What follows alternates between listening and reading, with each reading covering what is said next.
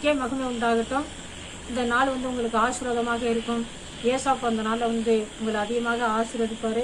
இந்த நாளில் ஆண்டவர் உங்களுக்காக தந்த வேத வசனம் மார்க்கு 9ஆம் அதிகாரம் 28-29. வீட்டில் அவர் பிரவேசித்த பொழுது அவருடைய சீசர்கள் அதை துரத்திவிட எங்களா ஏன் கூடாமல் போயிற்று என்று அவரிடத்தில் தனித்து கேட்டார்கள். அதற்கு அவர், இவ்வகை சாசி ஜபத்தினாலும் உபவாசத்தினாலுமே அன்றி மற்ற விதத்தினாலும் புறப்பட்டு போகாது என்றார். பாருங்க, இதுல ஒரு சாசோட போராடி பல முறை முயற்சி எடுத்திருப்பாங்க வரைக்கும் அது போகல. ஆனா இயேசு கூட அதை கொண்டுட்டு வராங்க. இயேசு அதை அதட்டி அதை விரட்டுறாரு. அது அவனை புல்லத்தக்கதாக போராடி அவனை கீழே தள்ளி அலக்கழிச்சு அது புறப்பட்டு போகுது. அப்ப சீசர் கேட்கறாங்க, ஏன் எங்களால அந்த பிசாசை ஓட்ட முடியல அப்படின்னு ஏசாப்பாட்ட கேட்கும் பொழுது ஆண்டவர் சொல்றாரு, இந்த வகை பிசாசு உவாசம் இருக்கணும், ஜபம் இருக்கணும். அதிகமாக இப்படி உவாசத்தினால ஜபத்தினால எல்லாமே வேற எதுனாலையும் புறப்பட்டு போகாது. அதனால சீசருக்கு கத்து கொடுக்குறாரு, உவாசம் இருங்க, ஜபம் பண்ணுங்க, அதிகமா செவிங்க. அப்படி இருந்தாதான் என்ன செய்யும், இந்த வகை சாசிகளை துரத்த முடியும். இன்னைக்கு பல விதமான சாசிகளை நம்ம என்ன செய்யறோம், நம்ம பாக்குறோம். அதோட போராட வேண்டியதா இருக்குது. எத்தனையோ வகையான வேதத்திலே சொல்லப்பட்டிருக்கு. லேகம் சாசிலாம் சொல்லப்பட்டிருக்குது. அதுக்கு எத்தனையோ ஆயிரக்கணக்கில் அந்த ஒரே பேருக்குள்ள அடங்கி இருக்குது. இப்பெல்லாம் பல வகையான சாசிகள், செவிட்டு ஆவி, வாய் பேச முடியாத ஆவி, இப்பெல்லாம் இருக்குது. இப்ப ஒண்ணுமே முடியாது. இந்த ஆவியில துரத்துறதுக்கு முடியல. நம்மளால நம்ம சொல்றது அதிகளுக்கு புரியல. இப்படிப்பட்ட ஆவியில துரத்துறதுக்கு என்ன வேணுங்கிறாரு ஆண்டவர்? ஜபம் வேணும், வாசம் வேணும் அப்படிங்கிறாரு. இதை கேட்கிற அருமையானவர்களே, நீங்க கூட எத்தனையோ சாசி போராட்டத்தினால நீங்க போராடி இருக்கலாம், துரத்தி இருக்கலாம், போகாம இருக்கலாம். அல்லது பல நாளுக்கெல்லாம் நீங்க காத்திருந்து அதுக்காக நீங்க ஜபம் பண்ணி இருக்கலாம். இன்னும் உங்களை விட்டு அந்த போராட்டங்கள், அந்த பிரச்சனை, அந்த சாசுடைய பிரச்சனைகள் போகாம இருக்கலாம். ஆனா ஆண்டவர் சொல்றாரு, வாசம் இருக்கணும், ஜெபிக்கணும்னு சொல்றாரு. அருமையானவர்களே, அதனால நீங்க என்ன செய்யுங்க, வாசம் ஜபம் பண்ணி அந்த சாசிகளை துரத்தணும். எந்த பிரச்சனை, எந்த போராட்டங்கள் இருந்தாலும் சரி, உபவாசமும் ஜபமும் இருந்தா போதும், அதை ஈஸியாக ஜெயிக்க முடியும்.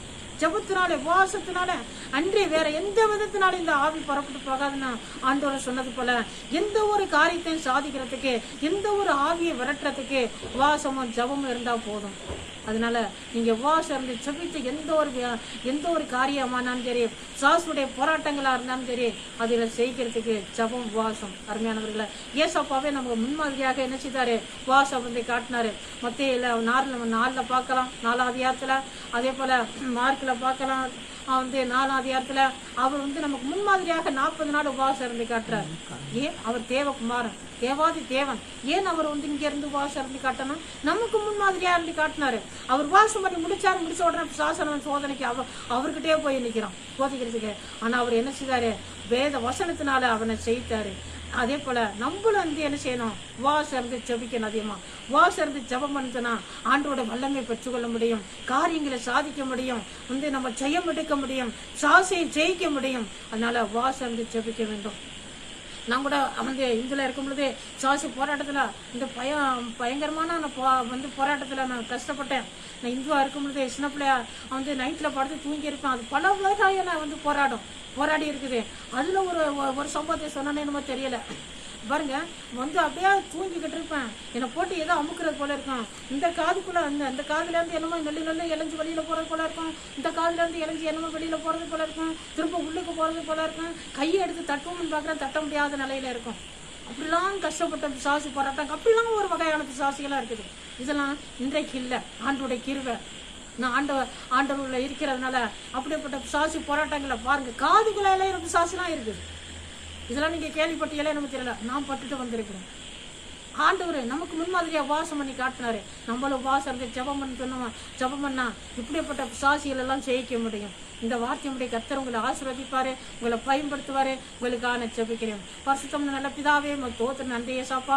ஆண்டவரே, இந்த வார்த்தையை கேட்ட ஒவ்வொருத்தனையும் அப்பா அந்த நாளில் தனித்தனியா பேர்பரா நீங்க தொட்டு ஆசீர்வதிங்க. ஆண்டவரே அப்பா, உங்க தோத்திர உபவாசம் இருக்க கிருபைகளை கொடுங்க, பலனை கொடுங்க தகப்பனே. தோத்திர நன்றியை சாப்பா. ஆண்டவரை எந்தெந்த விஷயத்துக்காக உபவாசம் இருந்து இந்த பிள்ளைகளை ஜபிக்கிறார்களோ ஆண்டவரை அந்த ஜபத்துக்கெல்லாம் நீர் பதில் கொடுங்க தகப்பனே. தோத்திரம் நன்றியப்பா. இந்த நாளில் கூட தகப்பனே அப்பா பிறந்த நாளை சந்திக்கிற ஒருத்தருக்கா அந்த தோத்திரம் பிள்ளைகளுக்கா பெரியவர்களுக்கா தோத்திரம் தகப்பனே. அவர்களையும் தேவனே நீர் ஆசீர்வதிங்க. இந்த வருஷம் அவர்களுக்கு ஆசீர்வாதமா இருக்க உதவி செய்யும். திருமண நாளை சந்திக்கிறவர்களுக்கா ஜபிக்கிற தகப்பனே. அவர்களையும் அப்பா தோத்திரம் அந்த வருஷத்துல ஆசீர்வதியும், குறைவுகளை நிறைவாக்கும். ஆண்டவரை சமாதானத்தை கூட ஒவ்வொரு ஆண்டவர் அப்பா திருமண நாளை சந்திக்கிற ஒவ்வொருத்தரையும் நாளை தனித்தனியா பேருப்பரா தொட்டு நீர் ஆசீர்வதிங்க தகப்பனே.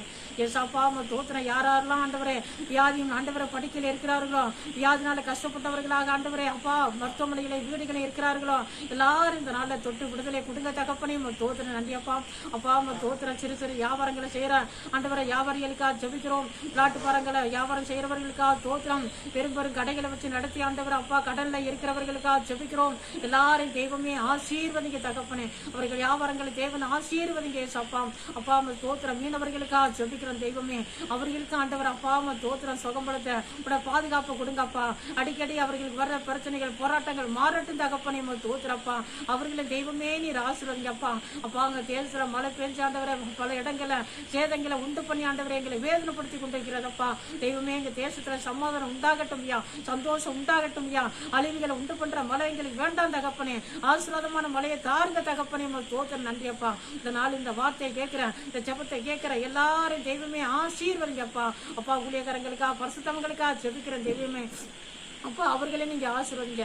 அவர்களும் பயன்படுத்துங்க, காத்துக்கொள்ளுங்க தகப்பனே. தோத்திரம் ஏசு கிறிஸ்துவின் நாமத்தால ஜெபிக்கிறோம் பரிசுத்தம் நல்ல பிதாவே.